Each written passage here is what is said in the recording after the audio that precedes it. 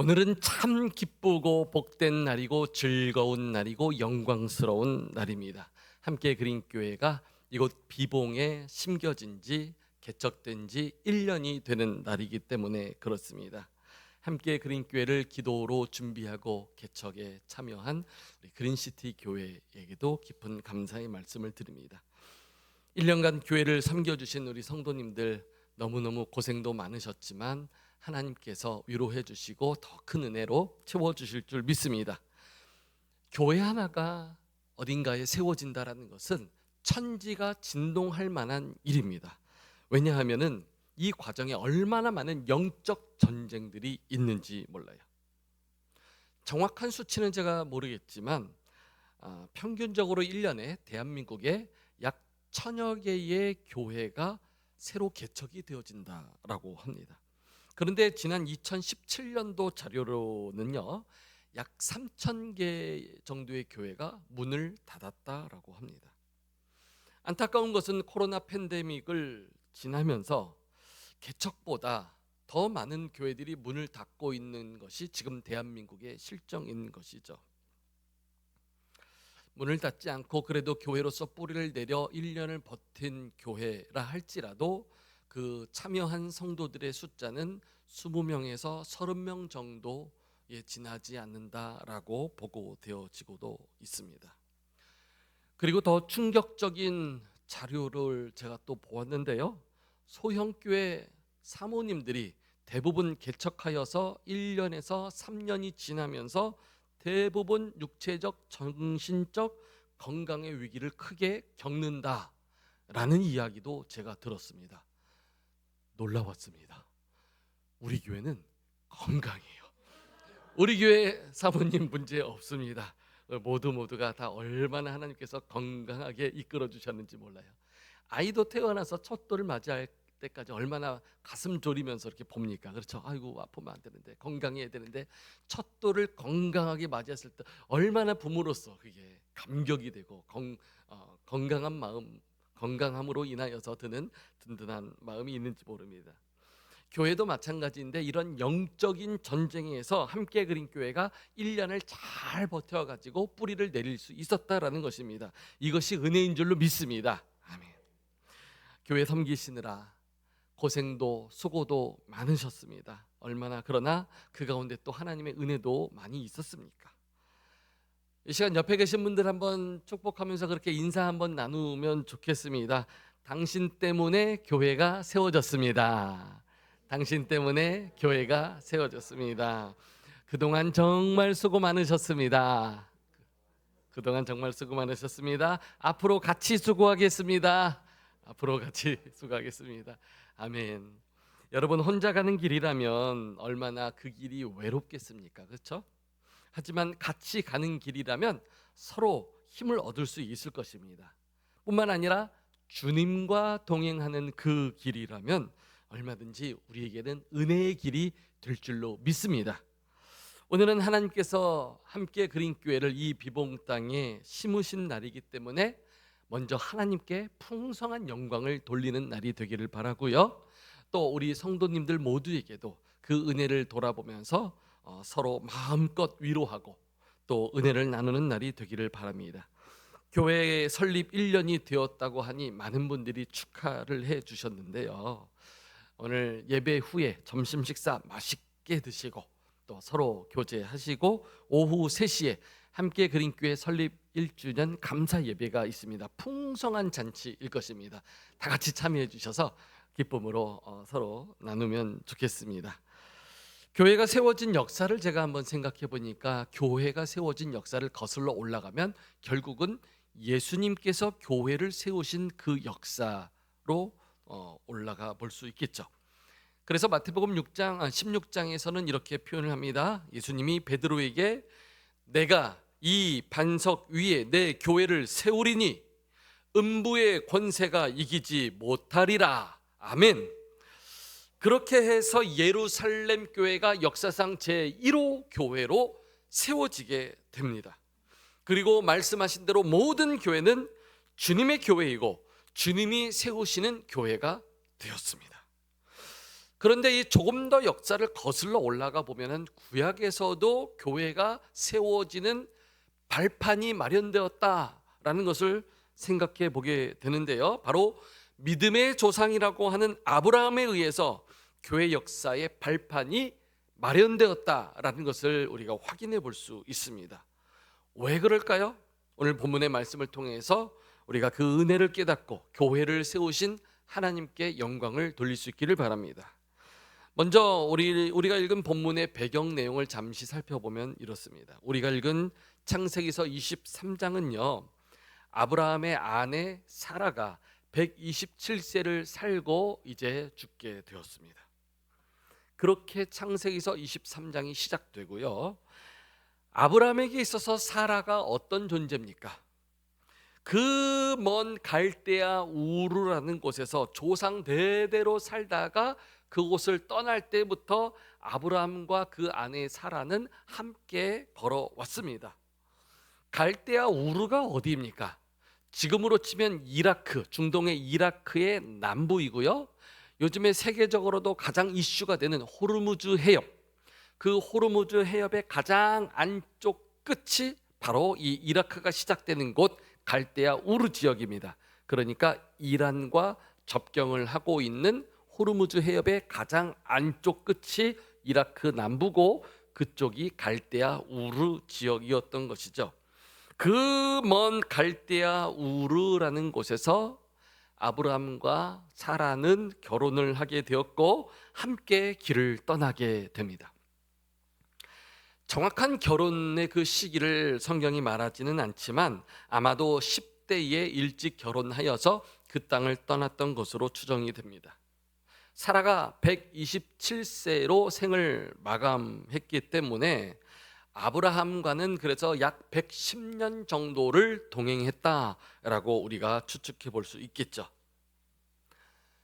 아브라함은 난생 처음 고향을 떠날 때에 아내 사라와 동행하였고요, 낯선 하란이라는 곳에 정착할 때에도 역시 아내 사라와 함께 했었고, 또 낯선 땅 가나안 땅으로 들어올 때에도 역시 사라와 함께 했고, 거기서 기근이 일어나 애굽으로 피해 양식을 구하러 갔을 때에도 역시 아브라함은 사라와 함께 했습니다.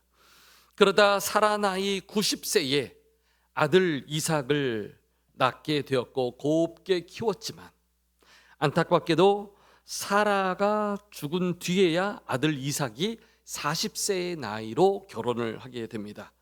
그러니까 이 사라는 아들이 결혼한 것을 보지 못하고 죽었습니다. 그래서 며느리가 되는 리브가를 안타깝지만 사라는 만나보지 못하게 되는 것이죠.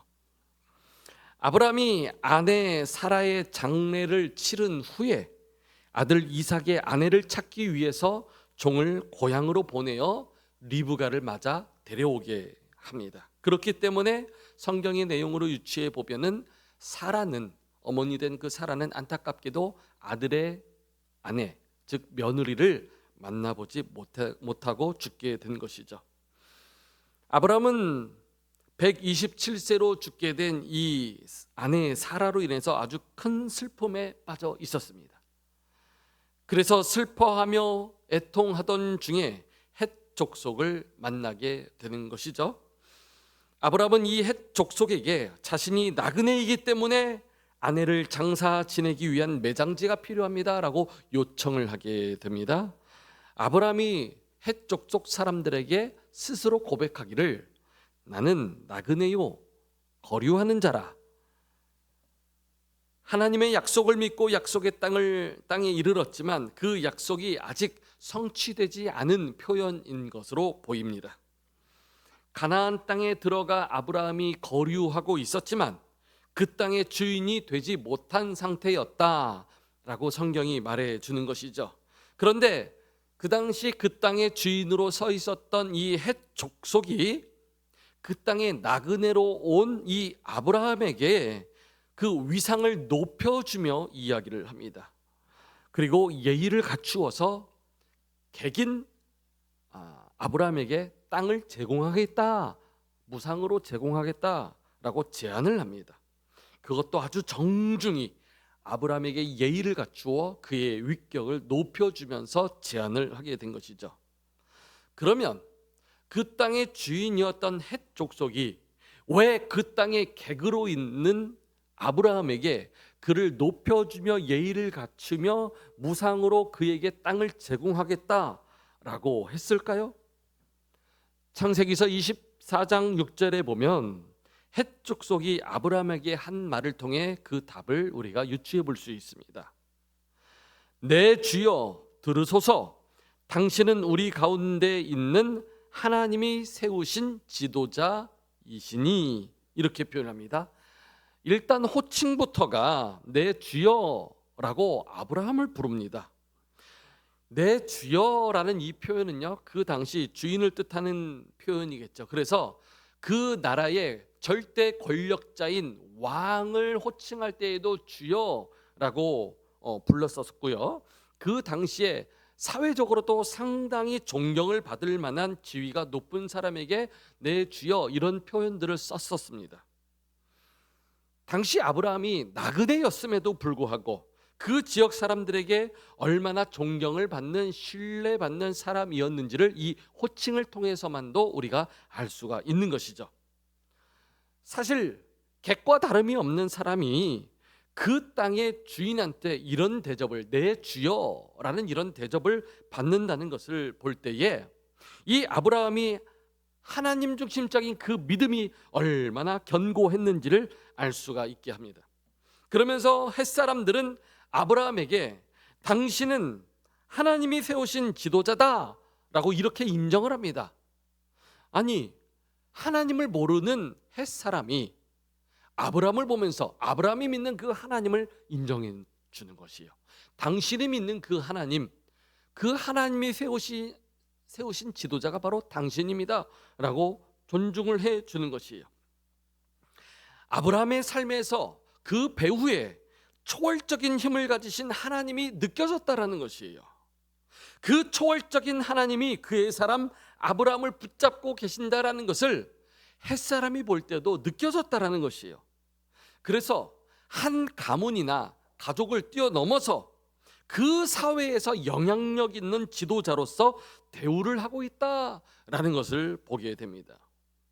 실제로 아브라함은 그들에게 나그네요라고 표현을 했지만요, 창세기 14장 14절을 보면 조카 롯이 그 지역의 왕에게 사로잡혀 갔을 때에 아브라함이 조카를 구하기 위해서 훈련된 군사 318명을 거느리고 가서 그 잡혀있는 조카 롯을 데리고 오는 그 내용이 표현되고 있습니다. 그러니까 주변 부족 왕들 못지않게 아브라함에게는 훈련된 그 군사력이 있었다라는 것을 알 수 있고요, 그 명성도 그로 인해서 자자했다라는 것을 알 수가 있습니다. 그리고 아브라함에게 수많은 가축과 노비들이 있었던 것으로 보아서 아브라함의 경제적인 영향력도 그 당시 상당했다라는 것을 알 수가 있습니다. 거기에다 대고 아브라함은 늘 정중한 태도로 예의를 갖춰서 사람을 대하는 것을 보면서 사람들에게 신뢰를 받으며 존경을 받는 사람이 되었다라는 것도 알 수가 있겠죠. 그러다 보니 아브라함은 비록 그가 소유한 땅이 그곳에 없었지만 주변 사람들에게도 인정받는 지도자로 세워질 수 있었던 것입니다. 그래서 그 땅의 주인이라고 할 수 있는 이 헷족 속의 사람들도 아브라함과 동맹 맺기를 원했던 것이고요, 좋은 유대 관계를 맺기를 원했던 것입니다. 그에 대한 상징으로 이 헷사람들은 마침 아브라함의 아내가 죽었으니 자신들이 땅을 아브라함에게 제공하면서 우리가 함께 동맹을 맺읍시다, 이렇게 제안을 하고 있는 것이죠. 그러나 아브라함은 그들의 마음을 존중하면서도 무상으로 그 땅을 받고자 하지 않았습니다. 충분한 대가를 치르고 매장지를 얻기를 원했습니다. 창세기 23장 9절 말씀입니다. 그가 그의 반머리에 있는 그의 막벨라 굴을 내게 주도록 하되 충분한 대가를 받고 그 굴을 내게 주어 당신들 중에서 매장할 소유지가 되게 하기를 원하노라 하매, 아브라함은 존경하는 지도자 아브라함은 사회적으로 존경을 받았지만 사라의 매장지를 무상으로 받기를 원치 않았습니다. 정중하게 그들의 제안을 거절하고 내가 충분한 대가를 치르겠다, 값을 치르겠다라고 말을 하는 것이죠.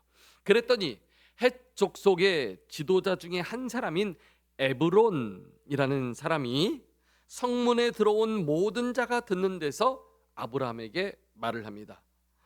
값을 치를 필요가 없으니 밭도 가져가고 그에 속한 굴도 가져가고 부인을 장사하라라는 것이었었죠.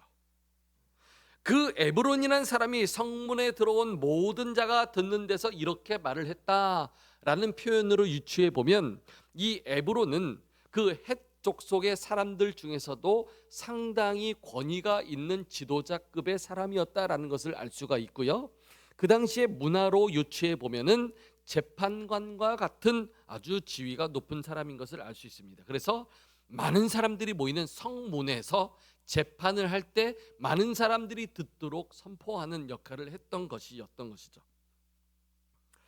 그렇게 값을 치르고 그 땅을 사겠다라는 아브라함을 만류하면서 내가 다 주겠다라고 에브론이 제안을 했는데 아브라함의 태도가 어떠했을까요? 우리가 읽은 창세기서 23장 12절을 보면요, 아브라함이 그 에그론에게 그 땅의 백성 앞에서 몸을 굽히고 정중히 말을 합니다.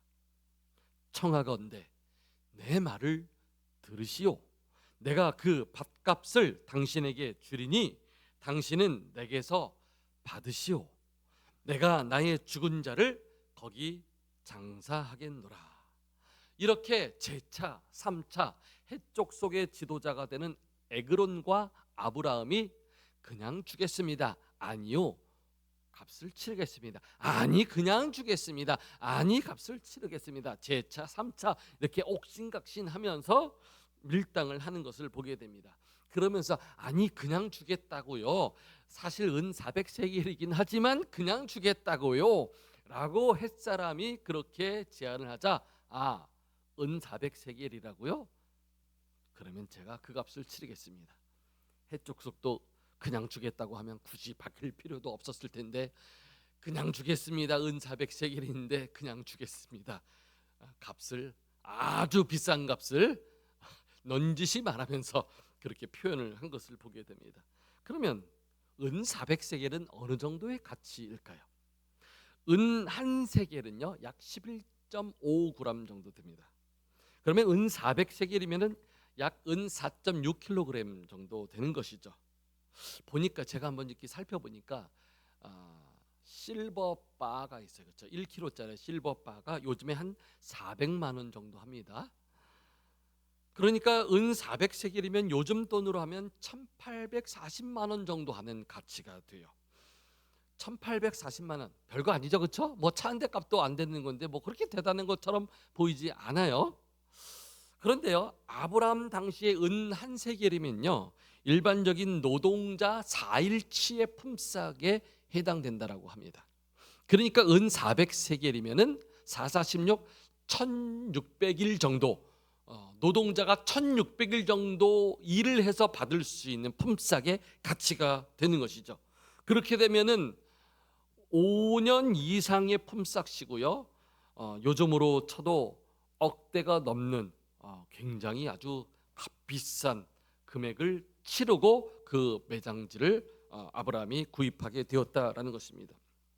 그러면 아브라함은 햇사람이 존경의 마음을 담아서 그렇게 공짜로 그 땅을 제공하겠다라고 했는데 왜 아브라함은 그 땅을 그대로 공짜로 받지 않고 심지어 은 400세겔이면 그 당시로서도 굉장히 비싸게 값을 매긴 것으로 보이는데 왜 한 번도 깎으려고 하지도 않고 값을 조정하지도 않고 그대로 한 번에 그 은 400세겔을 주고서 그 땅을 구입했을까요?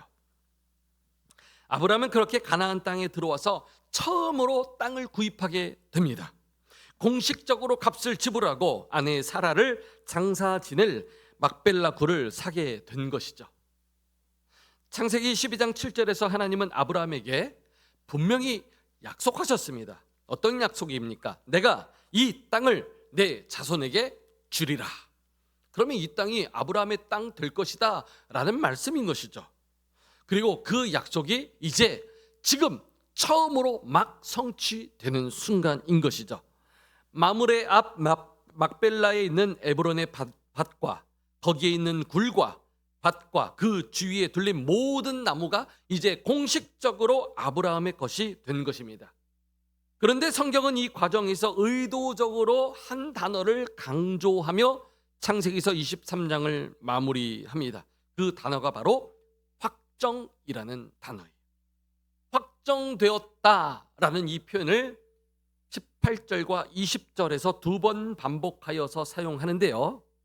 18절에서 확정했다라는 것은 모든 헷 족속이 보는 데서 계약을 체결하여 아브라함의 소유로 확정했다. 계약이 성사되었다라는 차원으로 확정되었다, 확정된지라 이 표현을 씁니다. 그리고 20절에서 또 한 번 이 표현을 쓰는데 그때에는 그렇게 성사된 계약을 재확인하면서 선언을 하는 것이에요. 선포를 하는 것이에요. 이렇게 보면요, 창세기서 23장은 아브라함의 아내 사라가 127세로 죽게 되었다, 사라의 죽음으로 23장을 시작하지만 창세기서 23장의 마지막 결론은 아브라함이 값을 치르고 사라의 매장지를 얻은 것이, 땅을 소유하게 된 것이 확정되었다라고 마무리를 짓고 23장에 매듭지는 것입니다. 결과적으로 성경이 이렇게 확정짓는 이로 인하여서 하나님이 약속하신 그 가나안 땅이 이제 아브라함에게 주신 땅이 되었다라고 그 시작점을 선포하는 것입니다. 결과적으로 보면 아브라함이 이때 막벨라 굴을 법적으로 완벽한 소유로 확정했기 때문에 그 가나안 땅을 결국 차지할 수 있게 되었다는 것입니다. 아브라함이 나그네로 그 땅에 왔지만 값을 치르더라도 공식적으로 합법적으로 처음 땅을 구매했기 때문에 모든 법적 권한을 가질 수 있게 되었어요. 그래서 이어지는 후손들이 점차 그 땅의 주인으로 가나안 땅을 차지해갈 수 있게 된 것입니다. 믿으십니까? 여러분, 여기에 원리가, 서두에 말씀드린 대로 역사상의 교회는 예수 그리스도에 의해서 시작되었습니다. 그리고 그 첫 번째 교회가 바로 예루살렘 교회였죠. 하나의 점이 찍히더니 역사상 두 번째 교회인 시리아 땅의 안디옥 교회가 세워지게 되고 이 점과 점이 연결이 되어 선이 되어집니다. 그러더니 열방에 흩어져 교회들이 세워져서 면이 되어집니다. 그러더니 교회들이 또 다른 교회를 세워지면서 열방의 주의 교회가 세워지게 되었습니다. 할렐루야. 그리고 오늘 우리가 살고 있는 이곳에도 또 하나의 교회가 세워지게 되는 것입니다. 단순히 이 세적인 것을 뛰어넘어서 역사를 통틀어서 그렇게 계속해서 교회가 세워지는 역사가 이어지고 있다는 것이고, 함께 그린 교회도 하나님의 그 교회 역사의 또 하나의 점으로 이곳에 세워지게 되었다는 것입니다. 이렇게 아브라함이 구입한 막벨라 굴은 가나안 땅에서 처음 소유한 아브라함의 땅이었고, 나중에 이곳에 이삭과 도 양지에, 그래서 아브라함, 이삭, 야곱으로 이어지는 족장 시대가 바로 이 가나안 땅의 첫 번째 구입한 땅으로 인하여서 정착하게 되었다라는 것을 보여주게 됩니다. 그러니까 이스라엘 민족의 첫 시작점인 아브라함 때에 그 찍었던 점 하나 때문에 그 땅이 하나님의 땅이 될 수 있었다라는 것입니다. 그곳에 하나님의 백성이 거할 수 있게 되었다라는 것입니다. 그곳에 하나님께 제사하는 땅, 예배하는 땅이 된 것을 믿으시길 바랍니다. 그 교회의 원리가 아브라함을 통해서 예고되었고 예수 그리스도를 통해서 성취되었는데, 오늘 우리를 통해서도 동일하게 교회의 역사를 이어가고 계십니다. 아브라함이 값을 치르고 막벨라 굴을 샀기 때문에 그 후대가 그 땅을 차지할 수 있었던 것입니다. 예수 그리스도께서 값을 치르고 죄 문제 해결해 주셨기 때문에 그 자녀들 모두가 다 죄 문제가 해결된 줄로 믿습니다. 오늘 함께 그린 교회가 그와 같이 이곳 비봉 땅에 심겨졌습니다. 함께 그린 교회로 인해서 이 지역이 변화되고 이 땅이 변화되고 우리 자녀들이 주 안에 아름답게 존귀하게 세워지게 될 줄로 믿습니다. 여러분, 무언가를 얻기 위해서는 값을 치러야만. 공짜 너무 좋아할 필요. 당장의 기쁨, 만족은 있어요. 공짜는 공짜 값을 치러야만. 아브라함은 그럴 필요가 없었지만 값을 치렀습니다. 왜요? 당장의 유익이 아니라 미래를 바라보았기 때문에. 오늘 우리가 우리의 신앙 그리고 우리 자녀들의 신앙을 생각한다면 맞는 값을 치러야만 할 것입니다. 그럴 때 더 풍성한 열매가 맺어지게 됩니다. 그 값을 치르는 방법은 무엇일까요? 오늘 우리가 하나님 앞에 영적인 땅을 수호하기 위해서 치러야 될 것으로 배자로. 성경은 그래서 이렇게 말씀을 합니다. 여호수아서 23장 6절입니다. 그러므로 너희는 크게 힘써 모세의 율법이 기록된 것을 다 지켜 행하라. 그것을 떠나 우로나 좌로나 치우치지 말라. 힘써 믿음을 지키고 힘써 사명을 지키는 것. 그래서 말씀 붙잡고 우로나 좌로나 치우치지 않는 것, 이것이 바로 값을 치는 것이고, 그 값을 치는 것은 바로 우리의 마음에서부터 시작되는 것입니다. 우리의 마음의 의지를 하나님께 향하면 되는 것입니다. 그럴 때 하나님이 우리를 위해 놀라운 일들을 행해 주실 줄 믿습니다. 여호수아서 23장은 이렇게 말을 합니다. 너희 중 한 사람이 1000명을 쫓으리니 이는 너희의 하나님 여호와가 그가 너희에게 말씀하신 것 같이 너희를 위하여 싸우십니다. 아멘. 여러분, 우리 삶에서 해결되어져야 될 문제들이 얼마나 많이 있습니다. 내 힘으로 혼자 해결할 수 없어서 전전긍긍하며 하나님 의지할 수밖에 없는 많은 문제들이 우리 삶에도 여전히 있습니다. 그런데요, 1000명을 감당하고 1000명을 쫓아낼 능력을 주시겠대요. 믿으십니까? 뿐만 아니라 하나님이 우리를 위해 싸우신대요. 우리 모든 문제 하나님 손에 달려있는 줄 믿습니다.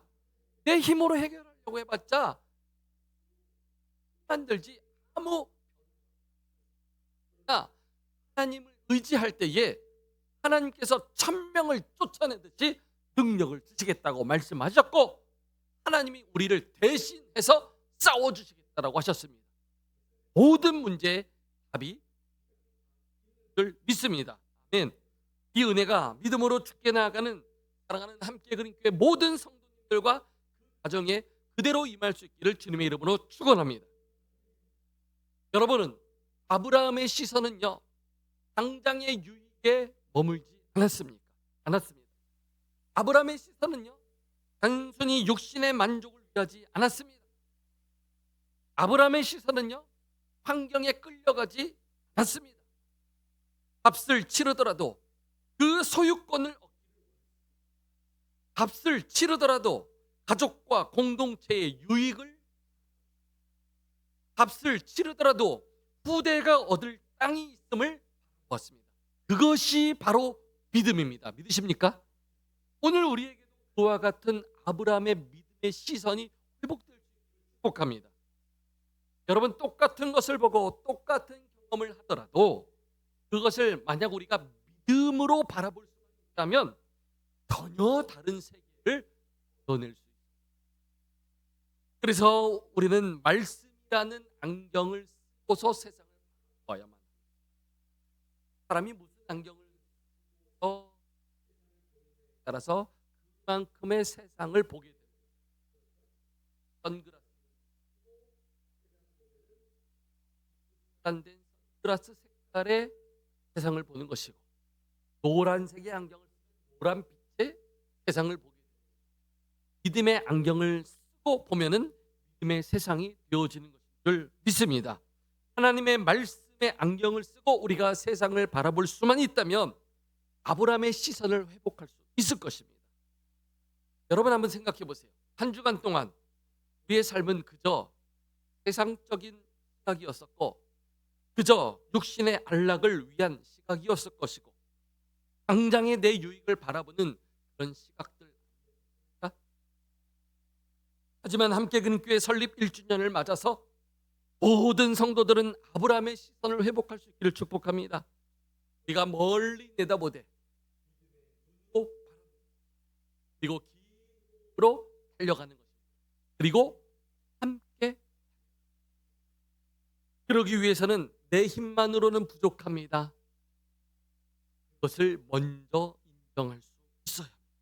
내가 생각하고 내가 계획하고 내 힘으로 하려면 반드시 한계에 부딪히고 방향을 잃을 수 있어요. 따라서 말씀 붙잡고 성령 의지하여서 주가 주시는 능력으로 달려나갈 때에 그 삶에 아브라함의 시선이 담기게 될 줄로 믿습니다. 어떤 형편에 놓였든지 우리 삶에서 눈으로 그 환경을 바라보십시다. 하나님이 또 다른 1년을 우리 앞에 길을 활짝 열어주실 줄 믿습니다. 아멘. 오늘 이 말씀을 우리가 기억하면서 함께 찬양으로 고백하면 좋겠습니다. 우리 같이 한번 자리에서 일어나셔서 찬양하면 좋겠습니다. 몸이 불편하신 분들은 그대로 계셔도 상관없습니다. 우리가 고백하길 원합니다. 하나님, 내가 누려왔던 모든 것들이 다 하나님의 은혜입니다. 지나왔던 1년의 순간순간들이 다 하나님의 은혜입니다.